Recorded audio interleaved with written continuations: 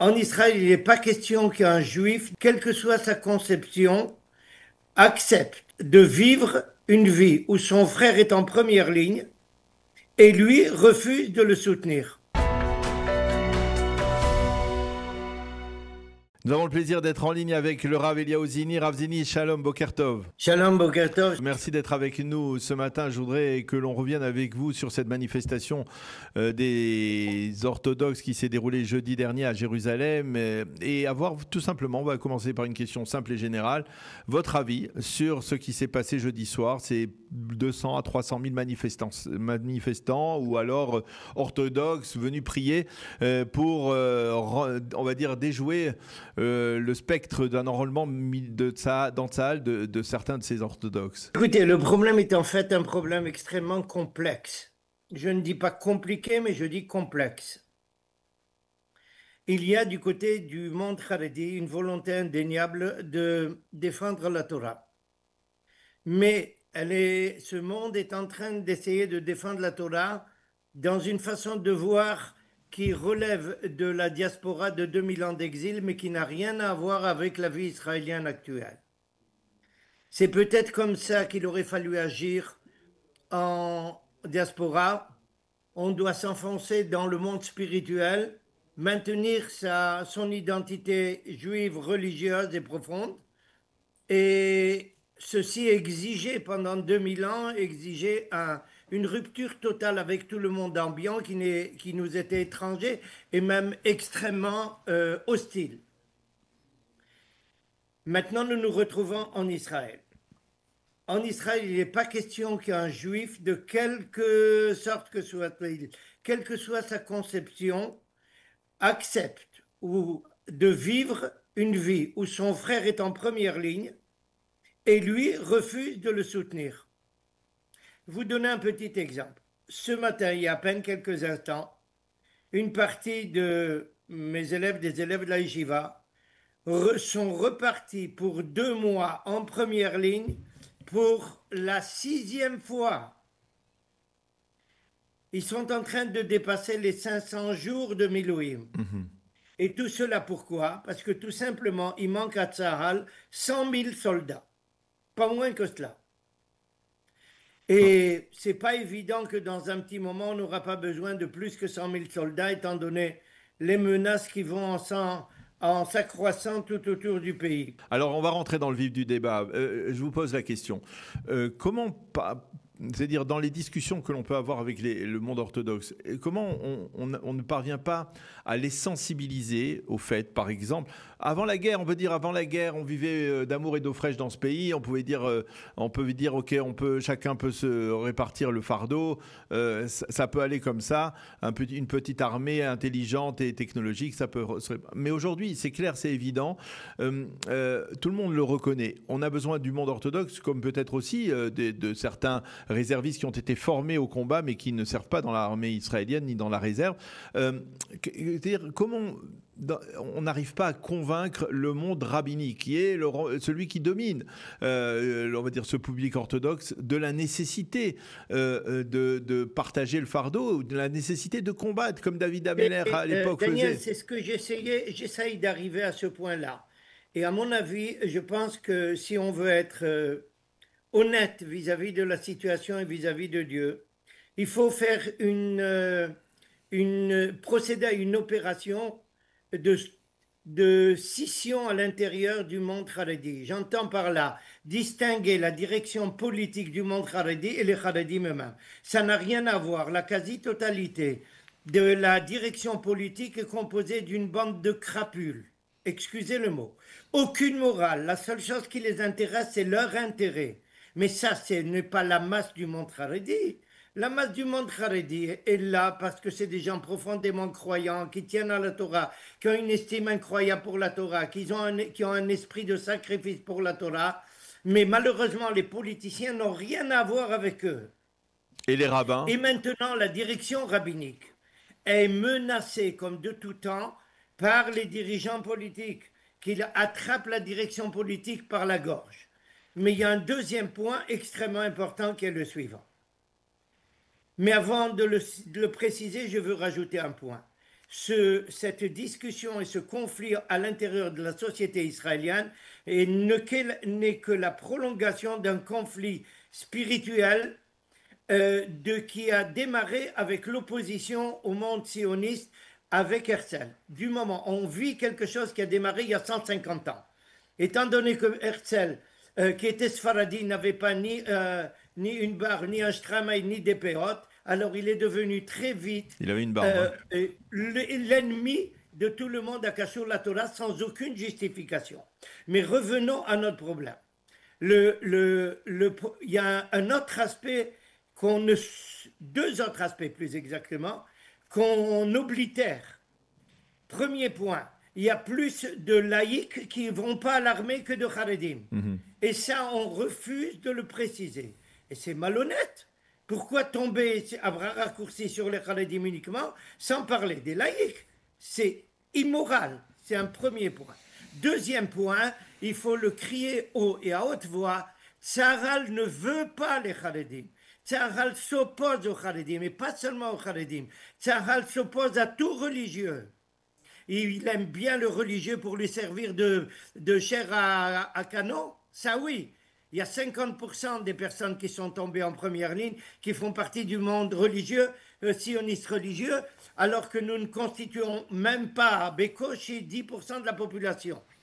Pour ça, tout le monde est d'accord qu'on se sacrifie. Mais regardez comment on a éliminé tous les chefs militaires et de haut gradé pour les empêcher d'arriver à une position qui aura un impact sur toute la société israélienne. Ça veut dire à l'état-major. L'exemple de mon neveu n'est qu'un tout petit exemple. Il y a l'affaire Winter, il y a l'affaire... comment il s'appelle ce Tatalouf qui avait été il y a quelques années viré de Tzahal. Ouais. Et j'en passe des meilleurs. La quasi-totalité des officiers au grade avec une kippa, au grade maximum de Tatalouf, sont virés. Ce qui signifie clairement que Tzahal veut rester à tout prix laïque. Or, si 100 000 Haredim rentrent dans Tzahal, Tzahal va devenir religieux. Et oui, ça, mais c'est pas le cas. C'est pas le cas, mais ça pourrait être, par exemple, une tactique de la part du monde orthodoxe. On pourrait dire au monde orthodoxe, prenez le problème autrement. Dites oui à l'armée israélienne. Nous allons tous arriver avec des unités dans lesquelles il faudra veiller à la cache-route de tel rave, de tel parti du monde chassidique, du monde lituanien, et l'armée elle-même devra reconnaître qu'elle n'est pas prête à accepter cela. C'est-à-dire retourner le problème dans l'autre sens. Pourquoi ça ne se fait pas? Vous avez tout à fait raison, Daniel, mais c'est pour ça que je me suis permis de traiter très durement tous ces dirigeants politiques. C'est eux qui sont les grands problématiques. Et quand un parmi eux est le responsable de Oslo, il a l'insolence encore de refuser d'envoyer des émules de Torah en première ligne. C'est Aryeh Deri, hein, vous dites. C'est un scandale, bien sûr.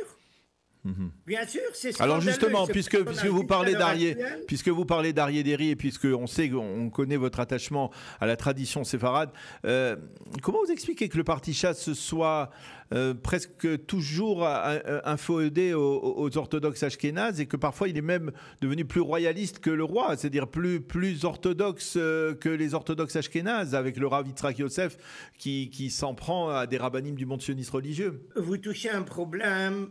Daniel, je vous dis sincèrement, si vous le permettez, je pense que sur ce point extrêmement important que vous avez abordé maintenant, il faudrait consacrer une émission uniquement sur ça, pour expliquer ce qui s'est passé.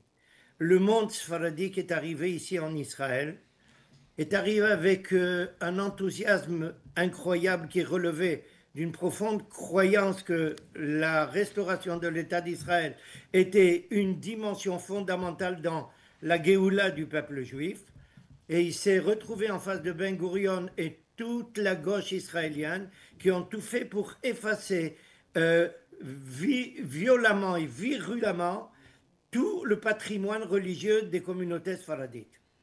Et c'est en conséquence, pendant des dizaines d'années, tout ce monde-là qui a perdu peut-être le, la daïkanout, je cherche un peu le terme en français, le fait d'être à cheval à chaque détail Ouais. de la Torah, de la halakha, d'un autre côté, n'a jamais abandonné sa croyance profonde en Dieu. Mais il s'est retrouvé sans rien. Les dirigeants religieux n'ont pas pu les défendre. Pourquoi? Parce qu'ils avaient deux défauts énormes. Le premier défaut, trop de modestie. Et le deuxième défaut, il venait d'un monde oriental qui ne connaissait absolument rien du monde occidental et la culture israélienne était occidentale. Ils n'ont pas su se défendre, ils n'étaient pas préparés à cela. Ce qui fait que lorsqu'ils ont voulu revenir à la Torah, et celui qui a fait un travail incroyable là-dessus, c'est le Rav Ovadia Yosef, ils ont dû se brancher à nouveau sur toute une conception qui est très très différente de la nôtre, à savoir la conception lituanienne. Elle ne leur correspond pas sur tous les domaines, sur le plan de croyance en Dieu. Bien sûr, il n'y a pas de différence. Mais sur leur façon d'aborder la vie, il y a un fossé qui prépare. Et ils ont été formés dans des yeshivot qui n'ont rien à voir avec eux. Et ils ont perdu là-bas deux choses. D'abord, leur véritable identité et quelque chose qui, à mes yeux, en tant que rabbin, extrêmement important. La moralité et la droiture. Qui était fondamentale dans la conception de Torah du monde Sfaradi. Dans le monde Sfaradi, on n'estime pas une personne qui a énormément de connaissances si elle n'a pas avant tout une moralité incroyable et impeccable. S'il n'y a pas une base morale, humaine, en perfection, toute la Torah n'a aucune valeur à nos yeux. Ce qui n'est pas le cas du monde occidental qui met l'accent justement sur les capacités, qui met plus l'accent sur les capacités intellectuelles. Alors il y a des gens qui ont été formés dans un monde qui n'est pas de l'autre, et les 6 personnages que vous avez signalés ont été formés dans un monde qui n'est pas du tout le nôtre, et ils ont abandonné strictement toutes les valeurs traditionnelles du monde sfaradi. Alors, qu'est-ce que l'on fait maintenant? Est-ce que l'on va vers un affrontement ou par exemple, qui serait non, je ne pense pas qu'il y aura concret... affrontement. Il y a un conflit maintenant, mais il y a un conflit qui doit être abordé de façon intelligente. Permettez-moi justement de vous signaler quelque chose. Je suppose que peu de gens le savent, même si je l'ai publié par écrit il y a déjà presque 1 an et demi. Quand j'ai vu ce conflit justement et d'un autre côté les besoins de Tzahal, je me suis adressé au Yoshev-Rosh de Varadat Chutz U'Bitachon de la Knesset, qui était à l'époque le Chaver Knesset Edelstein. Et je lui ai dit, au lieu de commencer à trouver une solution de la façon où vous le faites, je vous demande d'aller dans un sens qui doit être et qui peut être accepté par un monde religieux, quel que soit-il, et qui est le suivant. Il est indéniable qu'il faut garder une atouda, je ne sais plus comment on dit en français atouda, vous allez m'aider Daniel. C'est la réserve, la réserve militaire en fait. Une réserve, on peut appeler ça une réserve, en tous les cas une réserve spirituelle.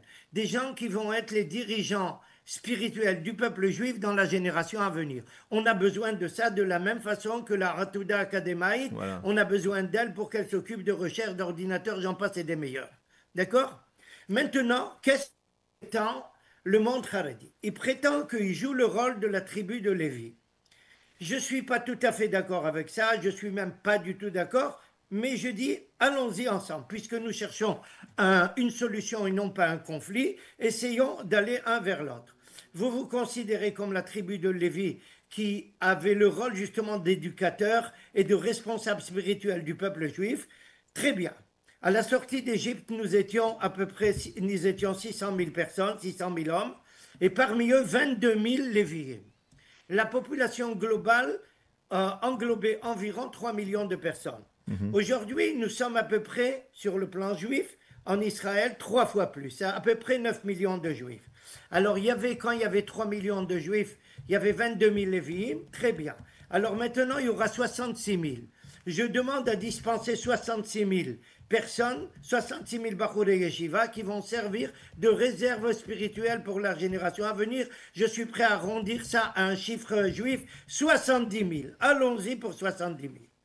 Maintenant, combien de gens s'occupent de Torah, Avrechim, Talmidei Yeshiva? Il y a 180 000. 70 000 iront à cette réserve. Et qu'est-ce qu'il nous reste? 110 000 personnes, mais c'est exactement ce que Tsahal a besoin. Mais seulement, les politiciens refusent d'accepter cela. Aussi bien les politiciens Haredim que les politiciens du Likoud, que les politiciens du monde laïque, j'en passe et des meilleurs. Il y a ici donc un manque de bonne volonté de tous les côtés. Et je suis convaincu que la grande masse, ou au moins une grande partie du monde Haredi, est prêt à accepter cette proposition. Mais ils étaient, après que Edelstein a été évincé, éliminé et remplacé par M. Bismuth, je suis reparti à l'attaque avec M. Bismuth. Je lui ai renvoyé ça. Non, il continue les mêmes bêtises. Et le monde Haredi, regardez comment les dirigeants politiques falsifient tout.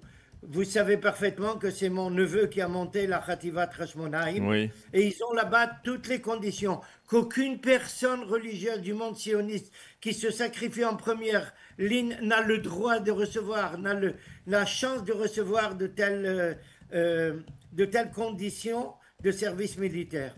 Et pourtant, les politiciens empêchent tout. Pourquoi? Parce qu'ils ont peur que ces gens-là se rapprochent plus de la conception moderne de l'État d'Israël, qui va éliminer justement ce conflit insupportable entre religieux et laïcs, entre sionistes, anti-sionistes, et même entre Sfaradim et Ashkenazim. Parce que c'est juste malheureusement les conflits qui renversent les positions politiques. Et c'est inacceptable.